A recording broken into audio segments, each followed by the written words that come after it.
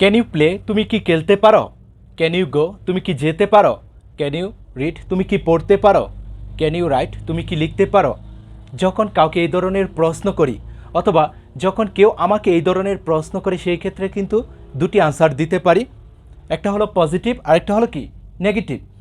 হ্যাঁ আমি কাজটা করতে পারি, হ্যাঁ আমি খেলতে পারি, অথবা না আমি কাজটা করতে পারি না, অথবা না আমি খেলতে পারি না। সেই ক্ষেত্রে এই দুটি সেন্টেন্স ফলো করব। যদি পজিটিভ আনসার করি সেই ক্ষেত্রে বলবো ইয়েস আই ক্যান প্লে, হ্যাঁ আমি খেলতে পারি। ক্যান ইউ প্লে তুমি কি খেলতে পারো? ইয়েস আই ক্যান প্লে, হ্যাঁ আমি খেলতে পারি। এখানে যে ভার্বটা ইউজ করা হবে সেটাই এখানে বলবো।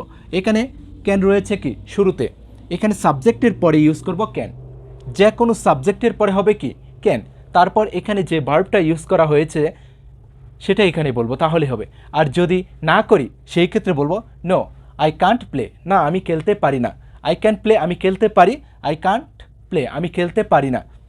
আই ক্যান গো আমি যেতে পারি, আই কান্ট গো আমি যেতে পারি না। আই কান্ট রিড আমি পড়তে পারি না, আই ক্যান রিড আমি পড়তে পারি। আই ক্যান রাইট আমি লিখতে পারি, আই কান্ট রাইট আমি লিখতে পারি না। এভাবে যদি শিখতে পারি আশা করি সবাই ইংলিশটা বলতে পারবো। এখানে তুমি যে কোনো সাবজেক্ট ইউজ করো, ইউ এর পরিবর্তে প্লে এর পরিবর্তে তুমি যে কোনো ভার্বের প্রেজেন্ট রূপটা বলো। এরকম যত ভার্বের প্রেজেন্ট রূপ রয়েছে, আমি অবশ্যই কাজটা করব, আমি অবশ্যই একজন শিক্ষক হইব, এই ধরনের কথা যখন বলবো আজকের পর থেকে ইংলিশে বলতে পারবো, যদি এই দুটি সেন্টেন্স আমাদের জানা থাকে। আই মাস্ট ডু আমি অবশ্যই করব, আই মাস্ট গো আমি অবশ্যই যাইব, আই মাস্ট প্লে আমি অবশ্যই খেলব। খুব সহজ কিন্তু। মাস্ট এরপরে শুধু ভার্বের প্রেজেন্ট রূপটা বলবো তাহলে হবে। যে কাজটা করবে তাকে আয়ের পরিবর্তে বলবো। Okay, I must be a teacher আমি অবশ্যই একজন শিক্ষক হইব। আই মাস্ট বি গুড আমি অবশ্যই ভালো হইব। ওকে, যেটা হইব মাস্ট বি এরপরে শুধু সেটা বলবো তাহলে হবে। ইজিলি কিন্তু সেন্টেন্স তৈরি করতে পারবো। যে হইবে তাকে আয়ের পরিবর্তে বলবো। আই মাস্ট ডু আমি অবশ্যই করব, হি মাস্ট ডু সে অবশ্যই করবে, কামাল মাস্ট ডু কামাল অবশ্যই করবে।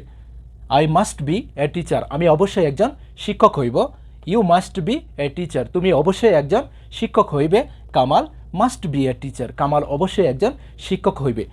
যেটা হইব সেটা শুধু এখানে বলবো, আর যেটা করব তার প্রেজেন্ট রূপটা শুধু মাস্ট এর পরে বলবো, আর মাস্ট বি এর পরে যেটা হইব সেটা বলবো, তাহলে কিন্তু হবে।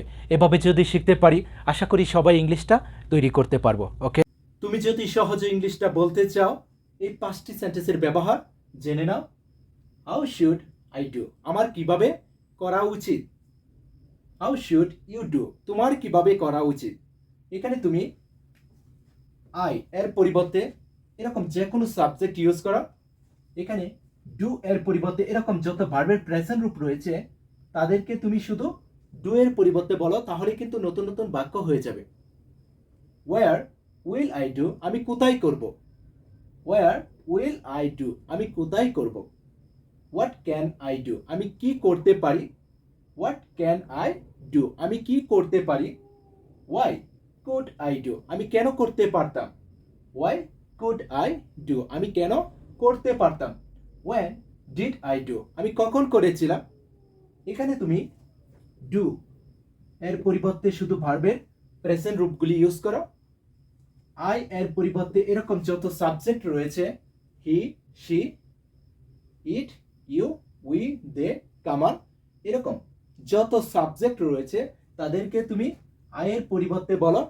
ওকে, আর এখানে যত ভার্বের প্রেজেন্ট রূপ রয়েছে তাদেরকে তুমি শুধু ডু এর পরিবর্তে বলো।